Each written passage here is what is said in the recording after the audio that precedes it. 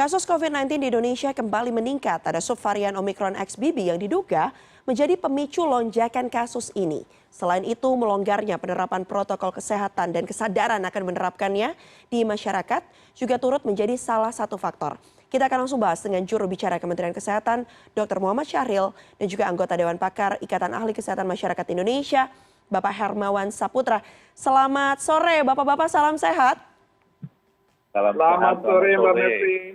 Selamat sehat. Ya, baik. Saya akan langsung ke Pak Syahril dulu. Pak Syahril, kita lihat data terakhir hingga Sabtu kemarin, 12 November, di Indonesia sudah ada 6.179 kasus baru COVID-19 ya, Pak. Meskipun kalau kita lihat memang ini variannya juga belum tentu semuanya XBB, tapi kalau kita lihat karakteristiknya mungkin gejalanya lebih ringan. Tapi pertanyaan besarnya, Pak, kalau kita kaitkan dengan kasus reinfeksi, XBB ini varian barunya memiliki potensi yang kemudian membuat keparahan jadi semakin meningkat atau seperti apa, Pak? Ya, terima kasih. Jadi betul ya, saat ini sudah ada varian baru, dua Mbak ya. Satu XBB, yang kedua adalah BQ1 ya. Jadi di Indonesia itu baru muncul di pertengahan Oktober ya. Kalau secara global itu ada 40 negara ya. 10 negara diantaranya sudah turun, puncaknya sudah selesai ya, turun. Kita baru mulai di 16 Oktober yang lalu. Jadi ada XBB maupun BQ1. Kalau dilihat proporsionalnya itu sudah hampir 23% ya, geser dan kasus varian BA4 maupun BA5. Jadi kenaikan kasus ini memang fluktuasi ya. Jadi kalau tidak selalu ada turun, naik, turun. Nah, itu suatu tanda bahwa kita saat ini masih pandemi COVID-19. Artinya apa?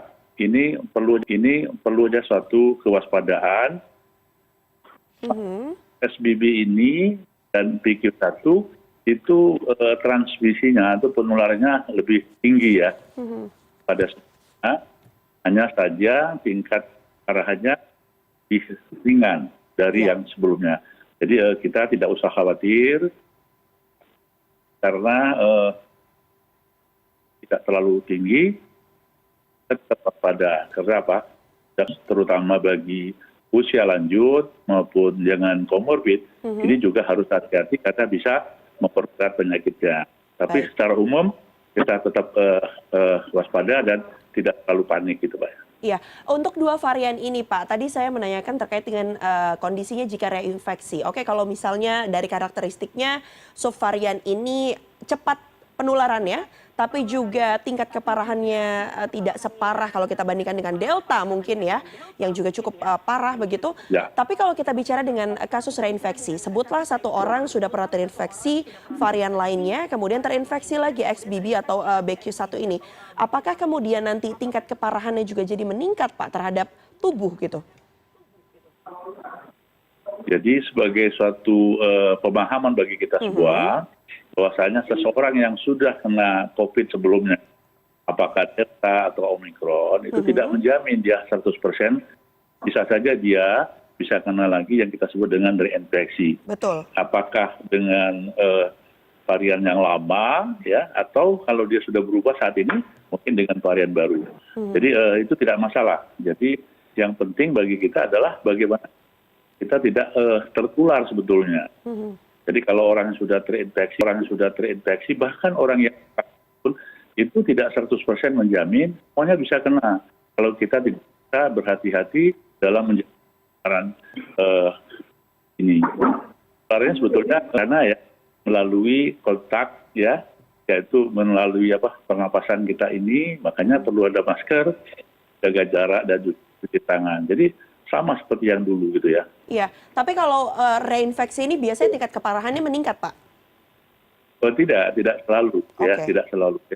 Tapi tetap harus, ya. Bahkan mungkin harusnya orang-orang yang sudah pernah infeksi dia punya imunitas yang sudah ada. Makanya imunitas orang ini bisa dua ya, imunitas karena dia pernah infeksi, yang kedua ditambah dengan imunitas karena vaksin, apalagi dengan booster. Jadi ke double imunitas atau yang disebut orang dengan super proteksi ini atau super immunity ini menjadi orang lebih kuat gitu ya. Iya, tapi hal yang paling bisa langsung dilakukan adalah dengan terus menerapkan protokol kesehatan. Tadi pesan Pak Syahril, ingat ya bahwa pandeminya belum berakhir, jadi jangan abai dulu, jangan terlena dulu ya Iya, Pak ya. Baik, iya, saya iya, akan ke betul, Pak betul. Hermawan. Pak Hermawan, Menkes menyebutkan bahwa prediksinya puncak kasus COVID-19 ini akan melonjak di akhir tahun. Mungkin juga ditambah dengan kondisinya mulai menghadapi libur akhir tahun begitu, libur Natal pula. Nah, dengan penyebaran yang cepat begitu tingkatnya atau kecepatan dari penyebaran dari varian baru, subvarian baru ini. Tapi kita lihat bahwa pelonggaran aktivitas masyarakat juga masih terus dilakukan. Dari kacamata Anda, seberapa mendesak kemudian pengetatan level PPKM harus kembali diterapkan?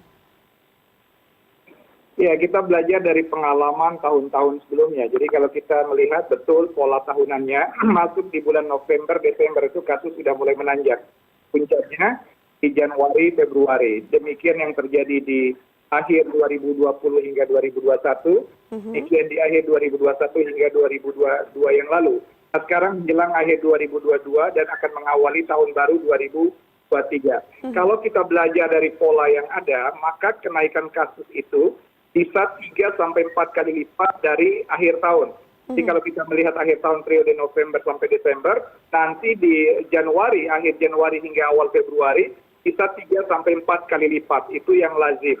Dan ditambah dengan adanya varian baru ya dari virus corona ini, dulu di awal 2021 itu ada Delta, awal 2022 ada Omicron, dan di awal 2023 ini kemungkinan sub Omicron yang disebut dengan varian XBB atau BQ1 atau BQ1.1 tadi, Pak Mevri. Oke, berarti harus segera diketatkan kembali kah aturan PPKM-nya, Pak? Ada 2 pendekatan. Yang paling pokok itu kan pendekatan edukasi dan promosi kesehatan yang kembali dikampanyekan ya. Artinya protokol kesehatan itu harus mulai dari kesadaran pribadi, komunitas, kemudian diikuti dengan akses vaksinasi yang memadai, itu di perilaku, tetapi di sisi pendekatan pemerintah, terutama mulai dari testing dan tracing, supaya juga mendekatkan akses pelayanan vaksinasi, ini bagian integratif untuk pencegahan pengendalian COVID. Nah, kalau kita melihat nanti ya prediksi kita, kemungkinan kan kita sudah memiliki juga vaksinasi di samping yang sudah diimpor mungkin sekitar 5 juta ya Pak Syahril ya, untuk dosis vaksinasi tambahan dalam waktu dekat kemarin. Tapi akan ada juga di awal tahun itu kemungkinan Indovac dan juga Inavac untuk melengkapi vaksinasi dalam negeri. Ini yang kita harapkan akan menjadi penguat kendali virus dengan cara penguatan imunitas melalui vaksinasi. Dan dengan adanya vaksinasi dalam negeri, menunjukkan Indonesia siap untuk meningkatkan resiliensi ke depan, sekaligus juga menjaga kemungkinan akan ada gelombang-gelombang baru dari rumpun virus corona ini. Iya. Nanti kita akan lebih membahas tentang terkait dengan bagaimana kemudian rencana pemberian booster ya dengan menggunakan vaksin dalam negeri. Tapi sebelum itu saya akan ke Pak Syahril dulu.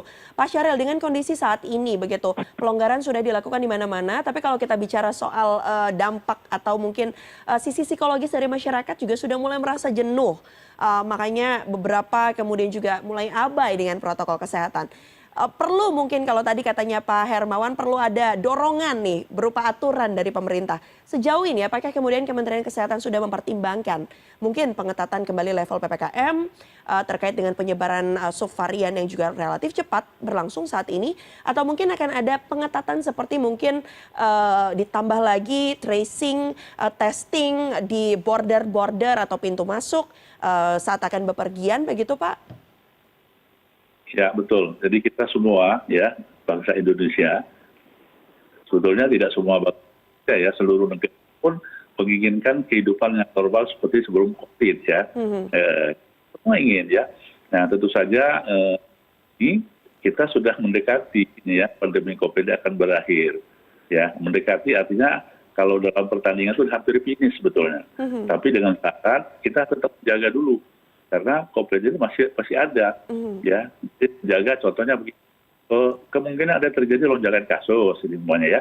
Berarti kita harus siap nih Indonesia kalau terjadi lonjakan kasus, jangan panik, jangan bingung lagi. Jadi kita sudah siapkan. Dan kemudian kita untuk menuju itu harus dengan vaksin. Kenapa? Supaya tadi kalau tidak terlalu berat sakitnya, bahkan tidak perlu harus meninggal dunia. Karena apa?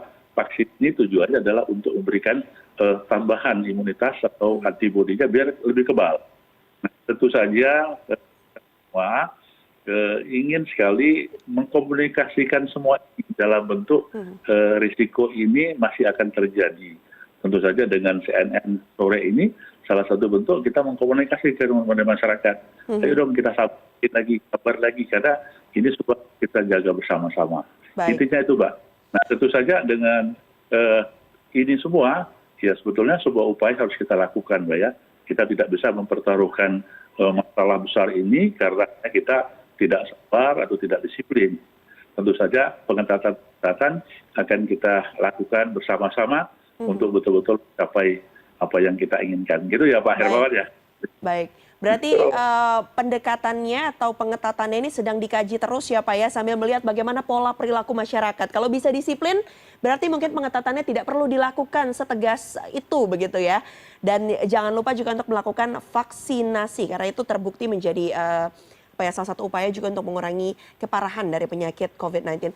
Kita akan membahas bagaimana kemudian nanti rencana pemberian booster dosis kedua yang mungkin juga akan menggunakan vaksin dalam negeri. Tapi pastinya kita akan jeda terlebih dahulu.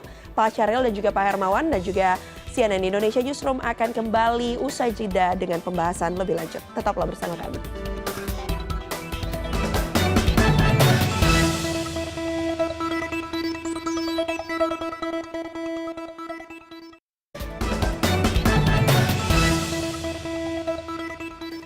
Anda masih menyaksikan CNN Indonesia Newsroom dan kita akan lanjutkan perbincangan sore hari ini langsung bersama dua orang narasumber saya. Sudah ada juru bicara Kementerian Kesehatan Dr. Muhammad Syahril dan juga Dewan Pakar Ikatan Ahli Kesehatan Masyarakat Indonesia, Bapak Hermawan Saputra.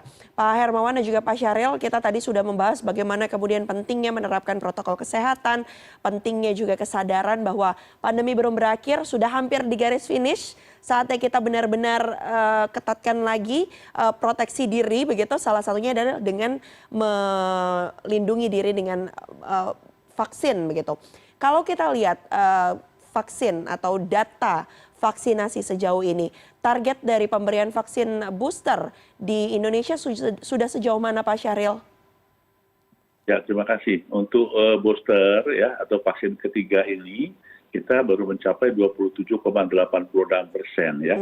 Kita masih jauh ya mencapai target 50%. Nah, ini tantangan tersendiri bagi kita semua ya.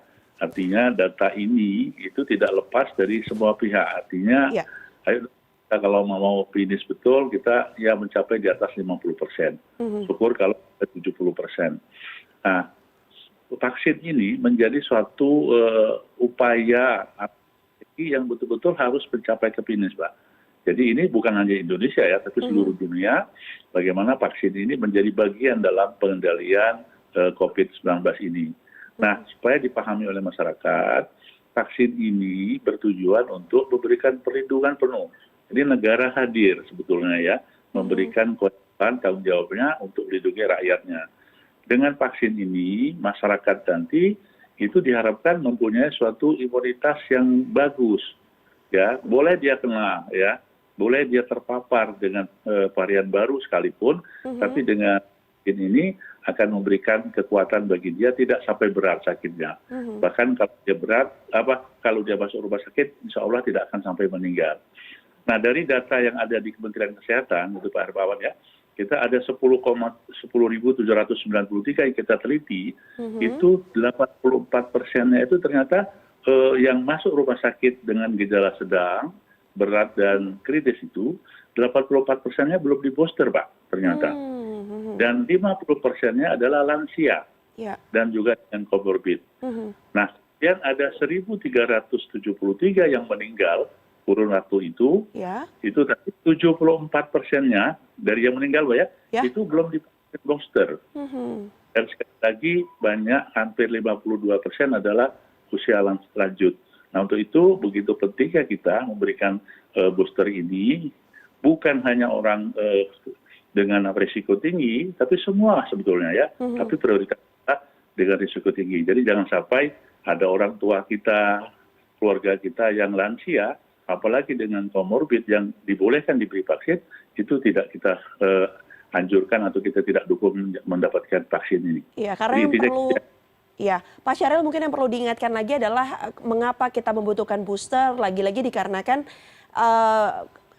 efikasi dari vaksin ini memang menurun seiring berjalannya waktu ya Pak. Ya, untuk itu memang kita butuh adanya booster.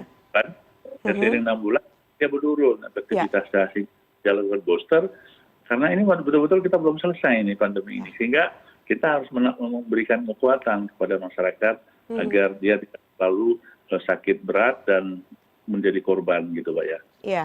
Melihat pentingnya pemberian vaksin dalam hal ini juga booster bagi masyarakat untuk perlindungan diri, untuk jadi bentengnya untuk melindungi dari COVID-19. Tapi kita lihat bahwa datanya masih jauh dari target.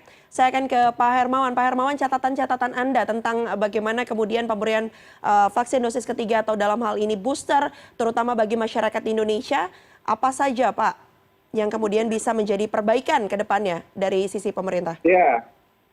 Baik, memasuki semester kedua di tahun 2022 ini, sejak Juli, Agustus, September, sekarang Oktober, November ya. Jadi memang vaksinasi ini lajunya melambat, jadi agak stagnan, kenaikannya sangat kecil. Sehingga ini yang menjadi PR pemerintah untuk vaksin booster, terutama di daerah-daerah luar DKI Jakarta. Distribusinya memang kurang merata dan tidak tersedia dengan baik vaksin booster ini. Yang kedua adalah penajaman segmen prioritas.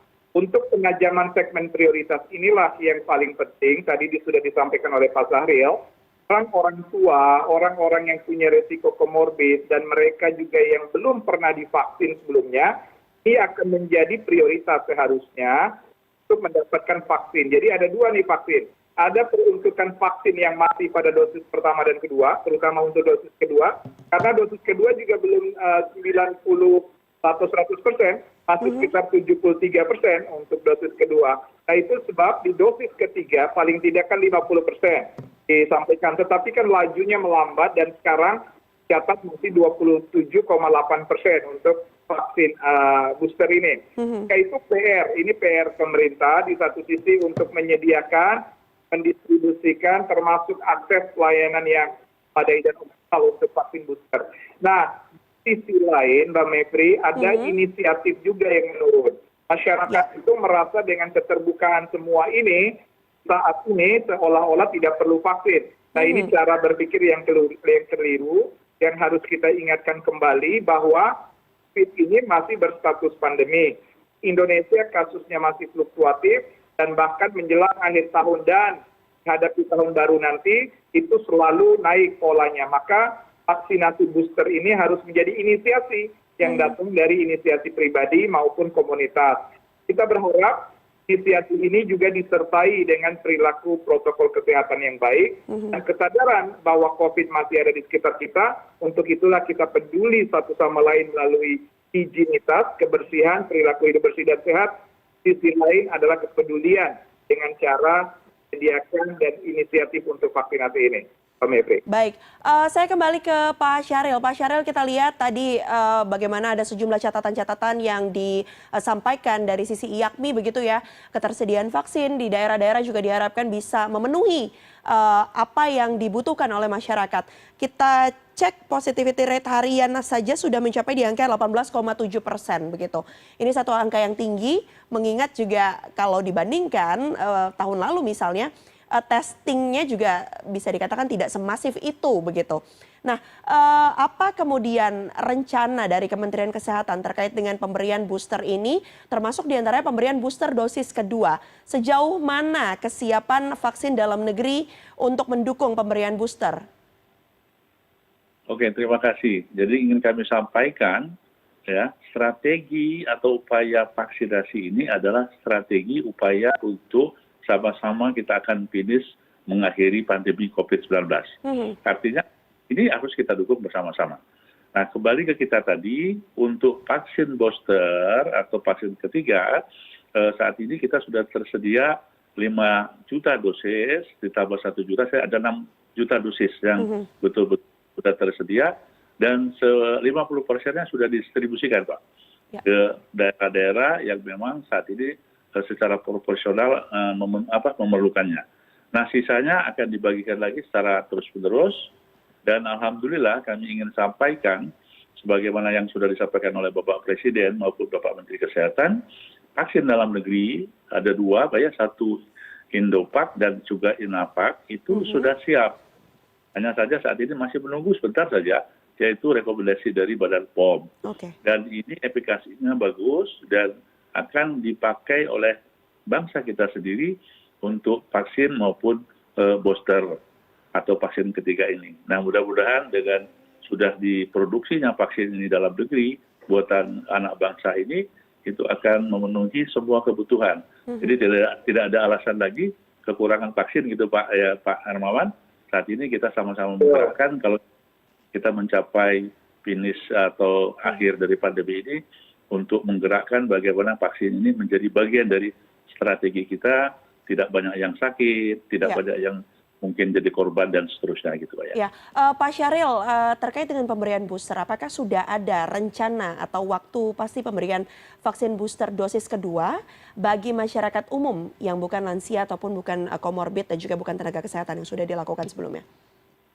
Baik, jadi karena kita ini sistemnya pakai prioritas, Pak ya. Yang kita kan baru 27,8 untuk booster ini ya, atau vaksin ketiga. Nah, untuk itu kita memprioritaskan itu dulu, ya, memprioritaskan itu sampai di atas 50% gitu Pak Hermawan ya, syukur kalau sampai 70%. Nah, untuk prioritas booster kedua atau vaksin keempat, itu baru kita mulai dengan tenaga kesehatan. Ini suatu kebijakan yang memang kita mengakui bahwa saja tenaga kesehatan ini betul-betul kita siapkan, jangan sampai tenaga kesehatan kita ini tidak siap ya, atau sakit karena tidak diberikan perlindungan yang maksimal oleh pemerintah ya. Baik, Pak, terkait dengan adanya subvarian baru, saya kembali harus menegaskan dengan bertanya kepada Anda, kira-kira kalau sebelumnya Menkes sudah menyatakan prediksinya di akhir tahun, apakah memang akhir tahun inilah yang diduga akan menjadi puncak dari kasus COVID-19 di Indonesia? Jadi begini, jadi setiap subvarian baru atau varian baru itu selalu ada puncaknya Pak ya. Ya. Contohnya Delta itu puncaknya di bulan Juli, kemudian Omikron di bulan Februari.